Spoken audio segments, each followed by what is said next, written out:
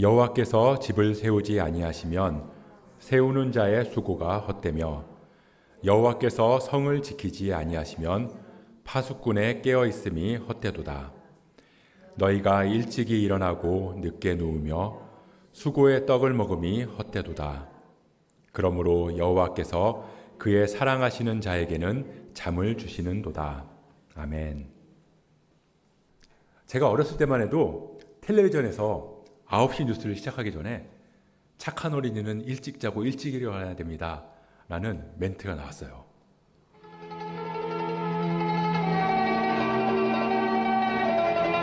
어린이 여러분, 이제 잠자리에 들 시간입니다. 내일을 위해 일찍 자고 일찍 일어나는 건강한 어린이가 됩시다.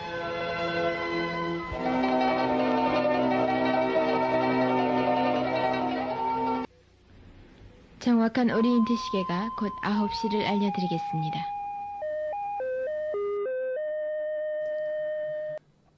지금은 9시는 초저녁이라고 생각하는 저희 애들은 상상도 못할 일입니다. 저도 그때는 저 멘트가 나오는 게 너무나 싫었어요. 저는 조금 더 있다 자고 싶은데 부모님께서 빨리 자야 된다고 막 방으로 들여보내시는 거예요. 그리고 몇 시인지 정확히 기억은 안 나지만 밤 11시나 12시쯤 되면 이 텔레비전에서 애국가가 나오면서 정규 방송이 다 끝났습니다. 그러니까 밤이 되면 텔레비전을 보고 싶어도 더 이상 볼 수가 없었던 거죠. 그리고 훨씬 더 그 이전에는 저는 어려서 기억이 없지만 통행금지 제도가 있어서 밤에는 아예 집 밖으로 나가지도 못했습니다. 그러니까 밤이 되면 잠을 잘 수밖에 없었어요. 전 국민이 다 잠자리에 드는 거죠. 그리고는 아침 일찍 일어나서 다시 새로운 하루를 시작하는 겁니다. 근데 제가 중학교 1학년 때인가 2학년 때인가 정확히 기억은 안 나는데 그때 24시간 하는 편의점이라는 게 처음 생긴 거예요. 이름도 세븐일레븐이라고 당시에는 완전히 세련된 이름이었죠. 그때 느낌은 완전히 고급진 슈퍼마켓. 이게 미국 스타일인가? 이런 생각이 들 정도로 그런 이미지가 저한테는 아직도 있습니다. 그리고 문을 안 닫고 밤새 영업을 한다는 것도 저에게는 엄청난 충격이었어요. 지금이야 24시간 영업하는 것들이 많잖아요. 편의점도 엄청나게 생겨났고 음식점, 패스트푸드점, 24시간 무인 아이스크림 판매점, 하다못해 문구점 같은 데도 24시간 하는 곳들이 있어요. 그래서 우리는 밤이라도 필요한 것들이 있으면 언제 어디서든 나가서 살 수도 있고 필요한 것들을 할 수도 있습니다. 텔레비전도 마찬가지죠. 예전에는 텔레비전을 밤에 본다는 건 정말 상상도 못했는데요. 지금은 제가 처음에 심야 영화라는 게 나왔을 때도 좀 충격이었거든요. 밤새 영화를 본다는 그게 저한테는 굉장히 놀라웠어요. 근데 지금은 공영방송뿐만 아니라 케이블도 그렇고 유튜브나 넷플릭스 이런 프로그램들, 이런 서비스들이 생겨나서 언제 어디서든 원하는 것들을, 원하는 프로그램을 볼 수가 있게 된 겁니다. 그러니까 점점 밤에 할 게 많아진다는 거예요. 밤에는 잠을 자야 된다. 이런 공식이 더 이상은 성립하지 않게 되는 거죠.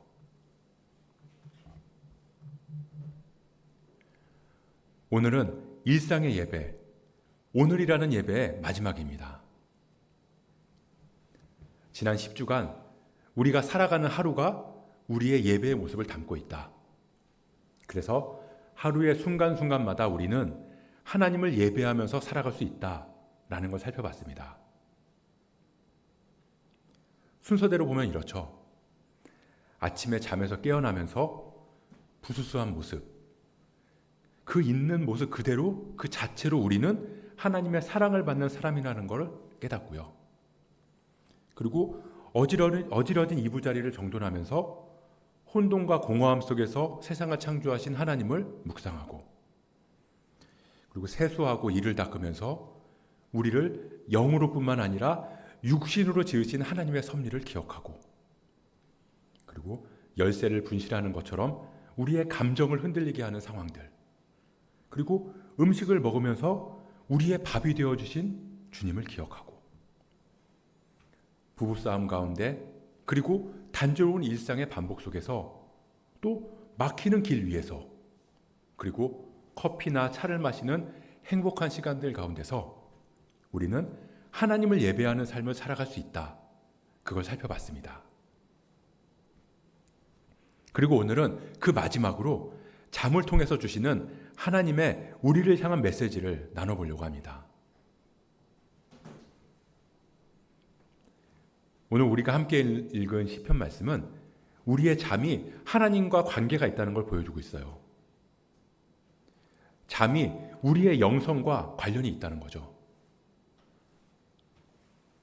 오늘 본문 2절을 보면 여호와께서 그의 사랑하시는 자에게는 잠을 주시는도다 라고 말씀하세요. 저는 밤마다 이 말씀에 근거해서 하나님 저를 조금만 더 사랑해 주세요. 이렇게 기도할 수밖에 없었습니다. 왜냐하면 저는 잠드는 게 너무 힘들었거든요. 근데 제 옆에 있는 사람은 머리만 대면 잠을 자는 거예요. 저는 막 이리 뒤척 저리 뒤척 하면서 막 너무나 힘든데 옆에서 잘게 그러면 바로 잠드는 그 모습을 보면 제가 굉장히 허무해집니다. 그래서 저는 그때마다 이 사람의 반만큼만이라도 저를 좀 사랑해 주세요. 막 이런 생각을 하곤 했어요. 근데 오늘 본문 2절의 말씀은 원문의 해석이 두 가지입니다. 하나는 우리가 읽은 개역개정의 해석처럼 여호와께서 그의 사랑하시는 자에게는 잠을 주시는도다 라고 해석할 수도 있고요.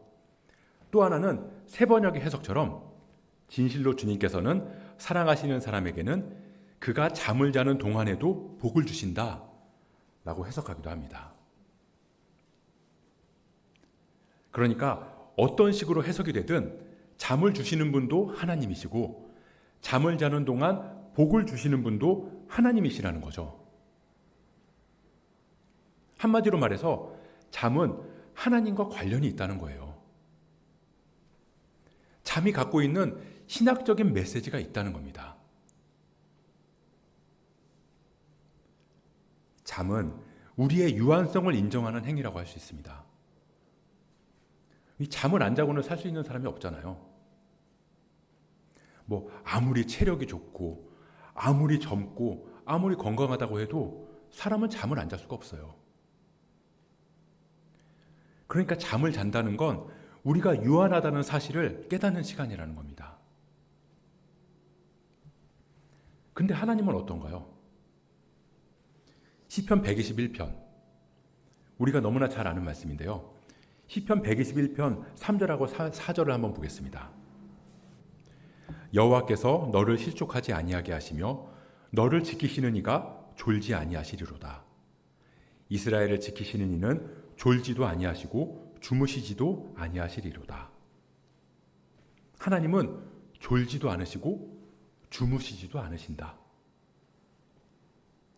그러니까 사람은 유한한 존재라서 잠을 잘 수밖에 없지만 하나님은 무한하신 분이시기에 졸지도 주무시지도 않으시는 존재다.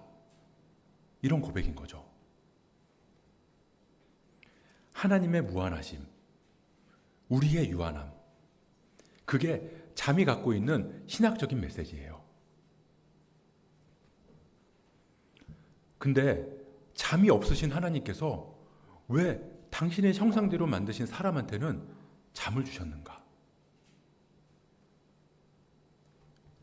그건 어쩌면 무한하신 하나님 앞에서 우리가 유한한 존재라는 걸 깨닫고 매일매일 고백할 수 있도록 그렇게 우리에게 허락하신 은혜의 수산이라는 겁니다.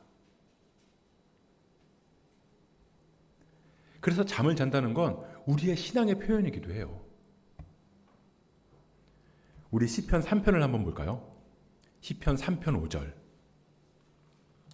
이 시편 3편 5절을 제가 세 번역으로 한번 읽어보겠습니다. 내가 누워 고나게 잠들어도 또다시 깨어나게 되는 것은 주님께서 나를 붙들어 주시기 때문입니다. 그러니까 우리가 매일 밤 잠자리에 드는 것도, 아침에 깨는 것도 그냥 자고 그냥 깨어나는 게 아니라는 거죠. 잠을 자는 것도, 잠에서 깨어나는 것도 다 하나님께서 붙들어 주셨기 때문이라는 거예요.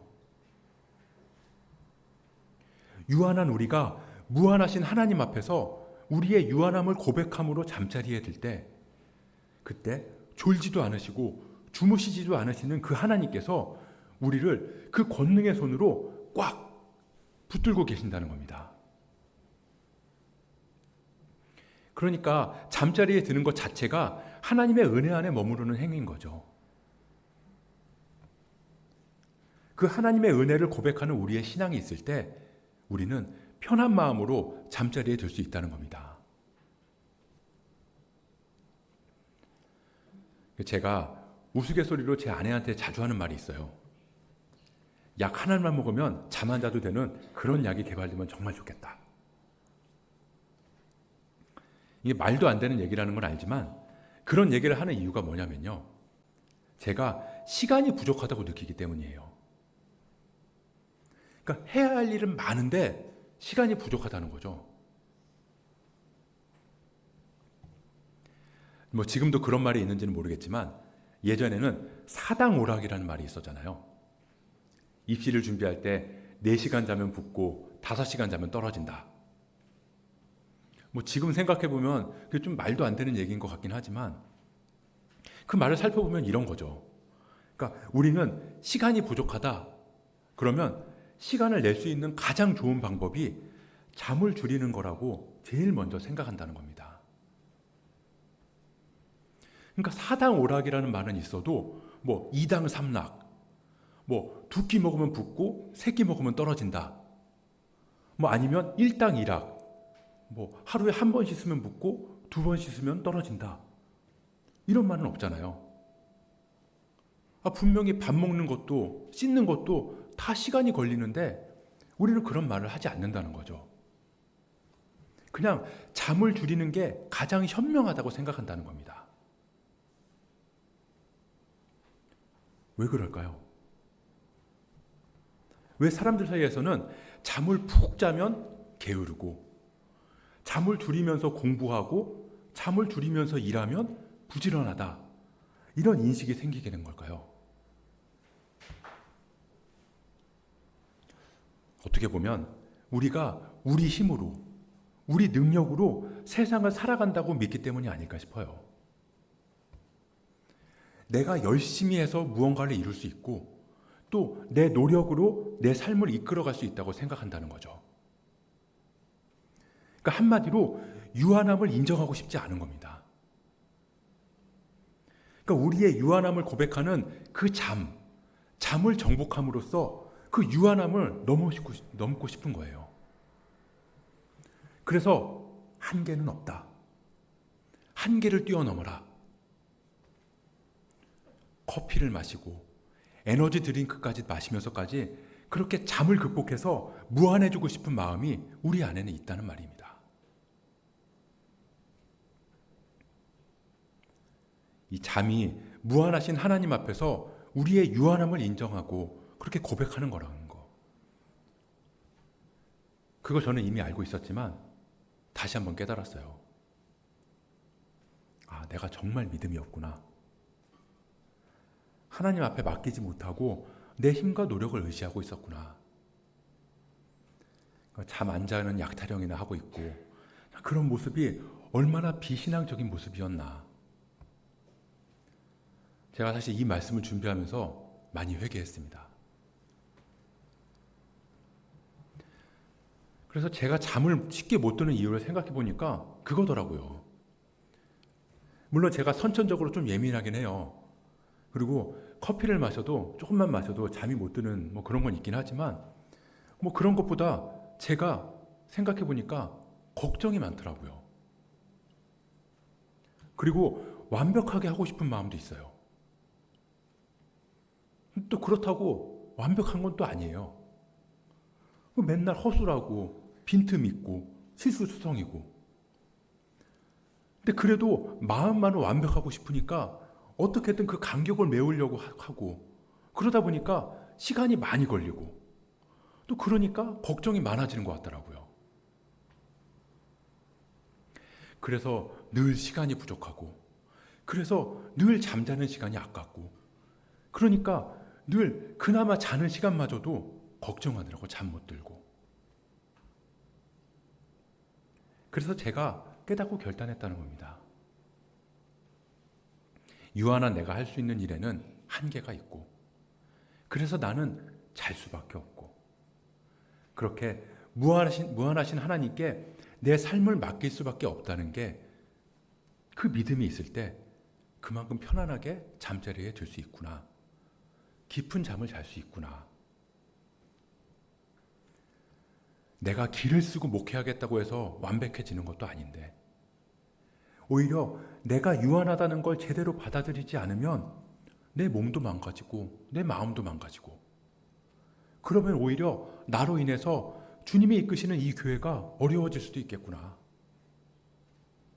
그러니까 무한하신 주님을 신뢰하자, 의도적으로 더 내려놓자, 그렇게 깨닫고 결단했다는 겁니다.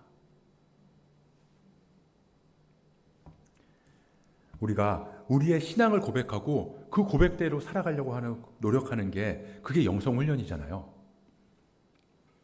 그래서 잠이 우리는 하나님의 은혜 없이는 살아갈 수 없는 유한한 존재입니다 라고 하는 우리의 신앙 고백이라면, 그건 어떤 의미에서는 우리의 영성훈련이 될 수도 있다는 거죠.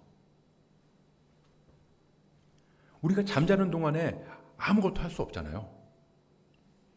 기껏해야 코를 건다거나 뒤척이거나 그런 정도예요. 그러니까 그렇게 우리는 잠을 자면서 완전히 수동적인 상태가 된다는 거죠. 그러면서 하나님께 나를 맡기는 연습을 하는 겁니다. 그게 에라 모르겠다, 될 대로 되라, 이거 아니고요. 할 일이 있든 없든 무조건 자야 된다, 이것도 아니고, 잠을 많이 자는 게 영적인 거다, 이것도 아니라는 건 다 아실 거예요.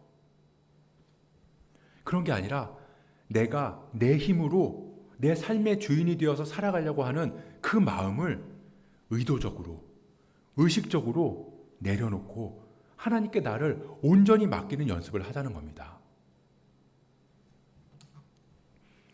우리는 인생에서 거의 3분의 1을 자야 돼요. 생각해보면 엄청난 시간인 거죠. 마치 잠들기 위해서 살아간다고 할 만큼 우리는 긴 시간 동안 잠을 자야 한다는 겁니다. 그리고 하나님께서는 그렇게 긴 시간을 잠자게 하신 의도가 있다는 거예요. 아까 말씀드린 것처럼 하나님께서는 우리를 하나님의 형상으로 빚으셨는데, 하나님은 안 주무시면서 우리는 왜 잠을 자게 하셨을까? 그것도 인생의 3분의 1이라는 긴 시간을 말이죠. 이 잠은 우리의 신앙 고백이고 영성 훈련이기도 하지만, 더 깊이 생각해 보면 우리의 영적인 여정이 본질적으로 쉼, 안식을 향하고 있다는 걸 우리에게 일깨워주기 위해서라는 겁니다. 마태복음에서 예수님은 이렇게 말씀하셨어요. 수고하고 무거운 짐진 자들아, 다 내게로 오라. 내가 너희를 쉬게 하리라. 그러니까 예수님을 따르는 길, 예수님께로 향하는 길은 쉼, 참된 안식으로 향하는 길이라는 겁니다. 그러니까 예수님께로 나아가고 예수님 안에 거하는 삶 자체가 쉼이고 안식이라는 거예요. 그리고 그 길을 향해서 가는 게 우리의 영적인 여정이라는 겁니다. 하나님께서도 말씀하셨죠. 내 하나님 여호와가 내게 명령한 대로 안식일을 지켜 거룩하게 하라. 그만큼 안식이 중요하다는 거예요. 안식을 명령하실 만큼 우리에게는 안식이 필요하다는 겁니다. 쉬라는 거예요. 일을 멈추고 쉬어라. 그래서 쉬어야 할 때 쉬지 않는 건 불신앙일 뿐만 아니라 불순종이라고 할 수 있다는 겁니다. 근데 이 쉰다는 게 그냥 아무것도 안 하고 누워있으라는 얘기가 아니잖아요. 그냥 내가 의지하는 것들, 그것들을 내려놓고 멈추라는 겁니다. 뭐 일주일 내내 돈을 벌면 더 많이 벌겠죠. 더 여유로워질 거예요. 근데 그게 내 인생을 형통하게 해줄 거라는 생각, 그거 내려놓으라는 겁니다. 그거 내려놓고 주님 주시는 쉼을 누리라는 거예요. 물론 직업의 형편상 쉬지 못하는 사람들도 있죠. 그래도 우리는 할 수 있는 최선을 다해서 쉬어야 한다는 겁니다. 하나님의 명령이니까요. 게다가 너만 쉬지 말고 너랑 함께 일하는 사람들도 쉬게 해라. 신명기 말씀을 한번 볼까요? 신명기 5장 14절. 이 말씀도 제가 세 번역으로 한번 읽어보겠습니다. 그러나 이렛날에는 주 너희 하나님의 안식일이니 너희는 어떤 일도 해서는 안 된다. 너나 너의 아들이나 딸이나 너의 남종이나 여종뿐만 아니라 너희의 소나 나귀나 그 밖의 모든 집짐승이나 너희의 집안에 머무는 식객이라도 일을 해서는 안 된다. 너희의 남종이나 여종도 너와 똑같이 쉬게 하여야 한다. 너희들은 쉼, 안식을 누려야 하고 너희뿐만 아니라 함께 일하는 사람들에게도 안식을 보장해 줘야 한다. 그게 하나님의 창조 섭리라는 걸 우리에게 일깨워 주시는 거예요.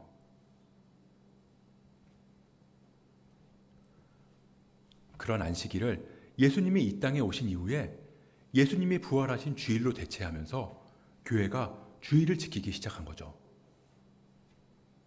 그래서 안식일을 거룩히 지키라는 하나님의 말씀하고 예수님 안에 거하면 쉼, 참 안식이 있다고 하는 그 말씀이 함께 묶여서 새롭게 해석된 거예요.